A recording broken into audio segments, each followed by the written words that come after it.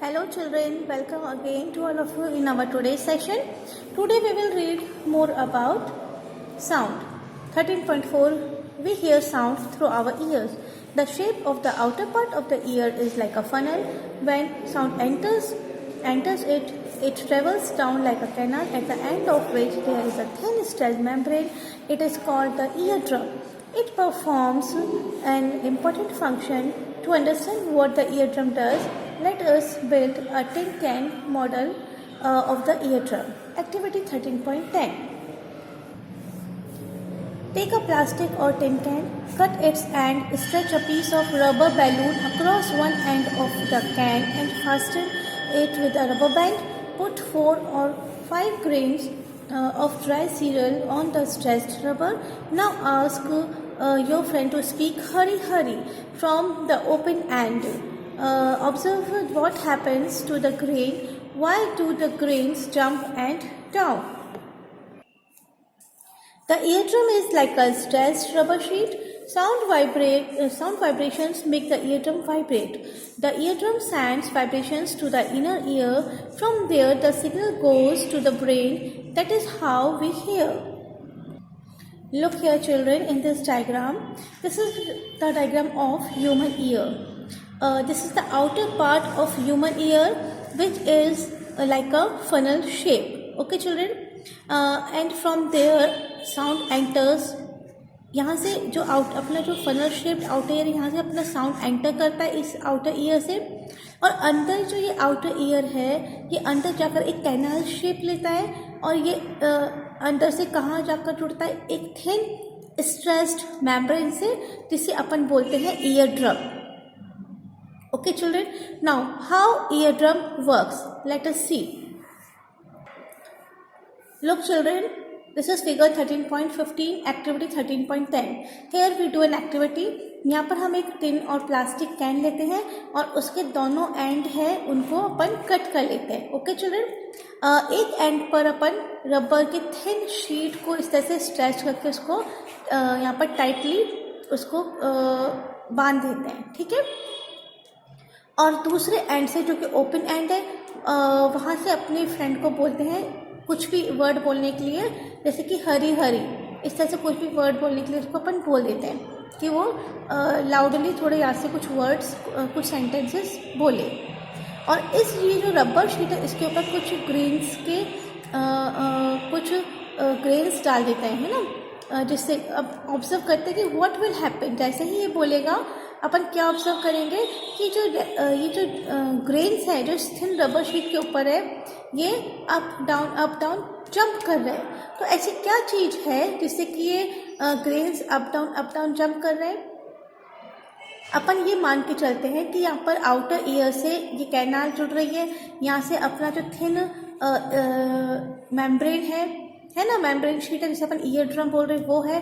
तो जैसे ही अपन यहाँ से अपन यहाँ से कुछ भी बोलेंगे वैसे ही अपने साउंड के वाइब्रेशन थ्रू एयर मीडियम अंदर जाएंगे और उस वाइब्रेशन से इस ये जो थिन शीट है इस पर वाइब्रेशंस होंगे like that. Okay, to and fro motion और ऑसिलेटरी मोशन और वाइब्रेशंस डेवलप होंगे and with the help of and through this vibrations ये जो क्या कैसे प्रूफ हो रहा है कि वाइब्रेशंस प्रोड्यूस हो रहे हैं, क्योंकि वाइब्रेशन के प्रोड्यूस होने से ही इस रबर शीट में वाइब्रेशन से ही इस तरह से मोशन हो रहा है, oscillatory motion, to and fro motion, और ये जो ग्रेन्स है वो जंप कर रहे हैं अप डाउन. तो बिल्कुल इसी तरीके से अपना ईयर ड्रम वर्क करता है. ओके चिल्ड्रन, तो ये जो ईयर ड्रम है यहाँ से जो वाइब्रेशंस हैं ये अंदर जाते हैं इनर ईयर की तरफ, और इनर ईयर से ये जो वाइब्रेशन है ये जाते हैं हमारे ब्रेन तक, और वहाँ तब जाकर हमें इस पूरे प्रोसेस के थ्रू हमें सुनाई देता है. Okay children, 13.5 Amplitude, time period and frequency of a vibration. We have already learned that the to and fro motion of an object is known as vibrations. This motion is also called oscillatory motion. Children, this I told you earlier कि जो इस तरीके से to and fro motion है या oscillatory motion है इसको अपन vibrations भी बोलते हैं. You have already learned earlier in classes about the oscillatory motion and its time period.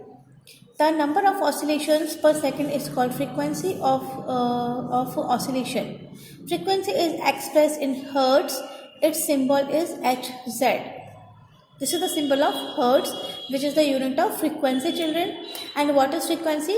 The number of oscillation per second. कि एक सेकंड में कितने oscillations होते हैं, that is the frequency. A frequency of 1 hertz is 1 oscillation per second. If an object oscillates 20 times in 1 second, what would be its frequency? Children, अगर 1 oscillation है तो frequency कितनी होगी? 1 hertz, because 1 oscillation per second. So what is frequency? Number of oscillation per second, है ना? 1 oscillation per second means 1 hertz or 1 frequency. In the same way, if 20 oscillations are there, तो in 1 second, तो 20 upon 1 means 20 hertz. So we can say the frequency is equally proportional to the number of oscillation. Now, you can recognize many familiar sounds without seeing the objects producing them. How is it possible? These sounds must be different to enable you to recognize them. Have you ever thought what factors make them different? Amplitude and frequency are two important properties of any sound. Can we differentiate sounds on the basis of their amplitude and frequencies?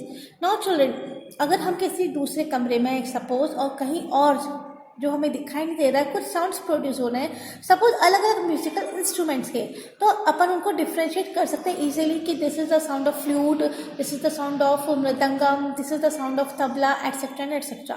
तो ऐसी क्या चीज़ है जिससे कि हम बिना देखे भी उन साउंड को रिकॉग्नाइज कर सकते हैं, उनमें डिफ्रेंशिएट कर सकते हैं?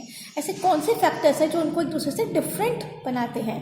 So these factors are amplitude and frequency, which with the help of which we can differentiate sounds. Okay children? Loudness and pitch. Activity 13.11. Take a metallic tumbler and a tablespoon. Strike the tablespoon gently on the brim of tumbler. Hear the sound produced. Now bang the spoon on the tumbler and hear the sound produced again. Is the sound louder than when the tumbler is struck hard? Now suspend a small thermocol ball touching the rim of the tumbler. Vibrate the tumbler by striking it. See how far the ball is displaced. The displacement of the ball is a measure of the amplitude of vibrations of the tumbler. Now strike the tumbler gently and then a little harder. Compare the amplitude of vibrations of the tumbler in the two cases. In which case the amplitude larger? In this activity children, we take a glass tumbler and a table spoon, और इस जो glass tumbler है इसके rim पर हम table spoon से पहले gently strike करेंगे और फिर ऑब्जर्व करेंगे वाइब्रेशंस को या साउंड को, फिर थोड़ा उसको हार्ड स्ट्रक करेंगे, उसके बाद अगेन उसको ऑब्जर्व करेंगे उसके वाइब्रेशंस को एंड साउंड को. तो क्या कोई डिफरेंस है उसको जेंटली स्ट्राइक करने में और उसको हार्ड स्ट्राइक करने में? क्या कोई डिफरेंस हमें शो होता है? We will observe the difference.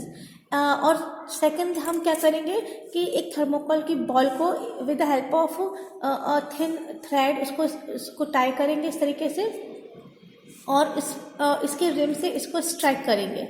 जैसे इस थर्मोकोल की बॉल को इससे स्ट्राइक करेंगे, again we will observe the vibration and sound, है ना. और ये देखेंगे कि इसका जो मूवमेंट है ये कितनी देर तक इस थर्मोकोल की बॉल का मूवमेंट होता रहता है, इसकी फ्रीक्वेंसी, इसका एम्पलीट्यूड, इसके साउंड को हम नोटिस करेंगे. तो क्या कोई डिफरेंस है थर्मोकोल की बॉल को स्ट्राइक करने में इस टम्बलर से या फिर टेबल स्पून को अगर हम इससे स्ट्राइक करेंगे? ऑब्वियसली, ठीक है, दोनों में हम इजीली डिफ्रेंशिएट कर सकते हैं उनके साउंड में.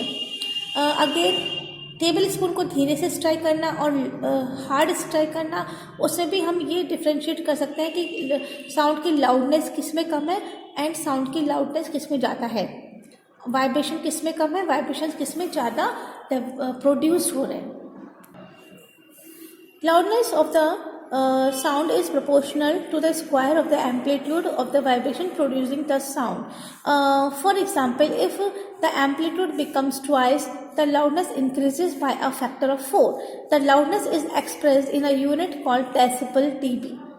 The following table gives some idea of the loudness of the sound coming from various sources. Above 80 decibel, the noise becomes physically painful. The loudness of sound depends on its amplitude. When the amplitude of vibration is large, the sound produced is loud. When the amplitude is small, the sound produced is feeble. Now children, जो sound की loudness है वो sound के amplitude के equally proportional होती है. And what is amplitude? मैंने आपको बताया था कि जैसे ही vibration produce होते हैं like that, है ना, तो जब ये वाइब्रेशन प्रोड्यूस हो रहे हैं तो इसका जो लास्ट और इधर का लास्ट जो इसका पीक पॉइंट है दैट इज इट्स एम्पलीट्यूड.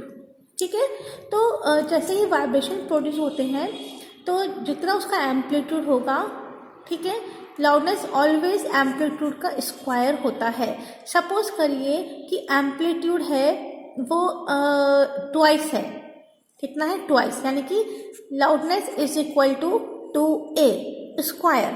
तो उसको जब हम सॉल्व करेंगे तो लाउडनेस हो जाएगा 2a into 2a means 4a. Clear children? तो यानी कि जो लाउडनेस है वो एम्पलीट्यूड लाउडनेस है वो ऑलवेज ट्वाइस होता है, डबल होता है एम्पलीट्यूड के. एम्पलीट्यूड अगर ट्वाइस है तो ये 4 टाइम्स हो जाएगा. ये थ्राइस है तो ये उसके अकॉर्डिंग हो जाएगा. ठीक है, तो हरदम ये लाउडनेस एम्पलीट्यूड का स्क्वायर ही रहता है.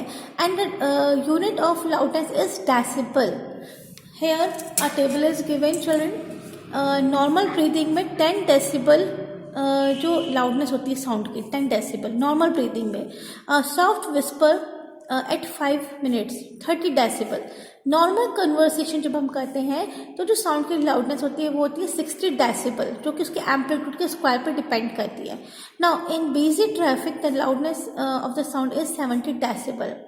एंड एवरेज जो फैक्ट्री का जो साउंड का लाउडनेस है वो होता है 80 decibel. And note down children कि जो 80 डेसिबल्स होता है साउंड का, उससे अबव अगर साउंड का लाउडनेस चल जाती है तो इट इज़ फिजिकली पेनफुल, और फिर उसको हम बोलेंगे नॉइज बोलेंगे, जो कि साउंड पॉल्यूशन क्रिएट करता है. ओके चिल्ड्रन, तो here we can easily identify कि जो लाउडनेस है ये एम्पलीट्यूड पे डिपेंड करता है. किसी भी साउंड की लाउडनेस एम्पलीट्यूड पे डिपेंड करती है. तो और इक्वली प्रोपोर्शनल है, मीन्स अगर एम्पलीट्यूड जो है वो लार्ज है, ठीक है, यानी कि जो वाइब्रेशन है वो लार्ज है तो एम्पलीट्यूड लार्ज होंगे. जितने ज़्यादा वाइब्रेशन होंगे उतना ज़्यादा एम्पलीट्यूड होगा और उतनी ही ज़्यादा साउंड की लाउडनेस होगी. जितना ज़्यादा वाइब्रेशन कम होंगे उतना ही एम्पलीट्यूड स्मॉल होगा और जो साउंड है इट प्रोड्यूस फीबल, यानी कि कमज़ोर, या फिर अपन कह सकते हैं कि सॉफ्ट साउंड या लो या इतना लाउड साउंड प्रोड्यूस्ड नहीं होगा. Compare the sound of a baby with that of an adult. Is there any difference even if two sounds are equally loud? They differ in some way. Let us see how. Children, यहाँ पर ये given है कि अगर एक baby का sound produce हो रहा है और एक एडल्ट का साउंड प्रोड्यूस हो रहा है, ठीक है, और दोनों इक्वली लाउड हैं, तो अपन उनमें डिफ्रेंशिएट कैसे कर सकेंगे? क्या कोई डिफरेंस होगा तब भी उनमें, है ना? Let us see. The frequency determines the shrillness or pitch of a sound. If the frequency of vibration is higher, we say that the sound is shrill and has a higher pitch. If the frequency of a vibration is lower, we say that the sound has a lower pitch. For example, a drum vibrates with low frequency, therefore it produces a low-pitched sound. On the other hand, a whistle has a high frequency and therefore it produces a sound of higher pitch. A bird makes a high-pitched sound whereas a lion makes a low-pitched roar. However, the roar of a lion is very loud while the sound of a bird is quite feeble. Every day you hear the voices of the children and adults. Do you find any difference in their voices? Can you say that the frequency of the voice of a child is higher than that of an adult? Usually the voice of a woman has a higher frequency than that of a man. Look here children, जो frequency होती है sound की वही sound की shrillness और pitch को define करती है, डिटरमाइन करती है. ठीक है, मीन्स कि साउंड कितना तीखा होगा, है ना, कितना कितना हार्श होगा, उसकी पिच कितनी होगी, है ना, कितना साउंड आवाज़ भारी होगी या पतली होगी हमारी आवाज़, ये सब फ्रीक्वेंसी डिटरमाइन करती है। फॉर एग्जांपल अगर जो वाइब्रेशंस की फ्रीक्वेंसी वो हायर है तो जो साउंड होगी, है ना, उसकी श्रिलनेस या उसकी पिच भी हाई होगी और जो आवाज़ होगी वो बहुत तीखी होगी, ठीक है, पतली आवाज़ होगी। लेकिन वहीं अगर फ्रीक्वेंसी ऑफ वाइब्रेशन अगर लो है तो साउंड में जो पिच है या श्रिलनेस है वो भी कम होगी और साउंड थोड़ा सा आवाज़ थोड़ी सी भारी होगी। फॉर एग्जांपल अगर हम यहाँ पर एक एग्जांपल लेते हैं, इस फिगर को अगर हम नोटिस करते हैं तो यहाँ पर एक ड्रम है, ठीक है, उसको वो वाइब्रेट कर रहा है, तो उसके वाइब्रेशन से जो फ्रीक्वेंसी डेवलप हो रही है वो इस तरीके से हो रही है जिसमें जो वाइब्रेशंस है वो लो है, ठीक है, वाइब्रेशंस लो है तो उसके श्रिलनेस या तीखापन वो कम होगा और थोड़ा भारी आवाज़ होगी इसकी। लेकिन वहीं अगर हम नोटिस करें विसल की, तो विसल से जो साउंड प्रोड्यूस हो रहा है उसकी जो वाइब्रेशन है इस तरीके से देखिए आप, तो उसकी जो वाइब्रेशन है वो हायर है, ज़्यादा वाइब्रेशन प्रोड्यूस हो रहे हैं और इस तरीके से जो इसमें श्रिलनेस और पिच है वो भी हायर होगा और इस वजह से जो इसकी जो वॉइस है वो श्रिल होगी, तीखी थोड़ी आवाज़ होगी, पतली आवाज़ होगी। तो इस तरीके से हम साउंड को डिफ्रेंशिएट कर सकते हैं with the help of its frequency. Now here we can take another example. For example एक जो बर्ड है ना, वो हाई पिच्ड साउंड प्रोड्यूस करती है, ठीक है, यानी कि उसकी फ्रीक्वेंसी हाई हो गई। And on the other hand जो लायन है वो लो पिच्ड साउंड प्रोड्यूस करता है, जिससे हम कहते हैं रोर, वो रोर कर रहा है ना, लो पिच्ड रोर, ठीक है। तो सो चिल्ड्रेन यहाँ पर हम बोल सकते हैं कि जो लायन है क्योंकि लो पिच्ड रोर करता है इसीलिए उसकी जो फ्रीक्वेंसी है, ठीक है, वो भी लो होगी, इसीलिए उसकी जो आवाज़ है थोड़ी लाउड या फिर थोड़ी भारी होती है। लेकिन वही बर्ड है ना, उसका साउंड क्वाइट फीबल, यानी कि उसकी आवाज़ थोड़ी सी पतली हो जाती है।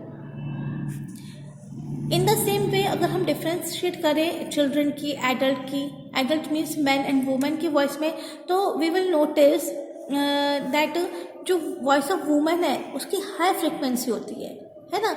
हाई फ्रिक्वेंसी होने की वजह से उसकी जो वॉइस है या उसकी जो पिच है वॉइस की वो श्रिल हो जाती है और थोड़ी सी फीबल यानी कि थोड़ी सी पतली आवाज़ हो जाती है। लेकिन वहीं अगर हम मैन की बात करेंगे तो उसकी जो फ्रीक्वेंसी है वो थोड़ी सी लो हो जाती है, उसकी वजह से उसकी आवाज़ थोड़ी सी, उसके जो श्रिलनेस है वो कम होती है, उसकी जो लाउडनेस है वो थोड़ी सी भारी, उसकी आवाज़ है वो थोड़ी सी भारी और लाउड हो जाती है। तो इस तरह से हम डिफ्रेंशिएट कर सकते हैं in between the voice of children and adults. So children, thanks to all of you, and in our next session we will read about audible and inaudible sound and noise and music. Thank you.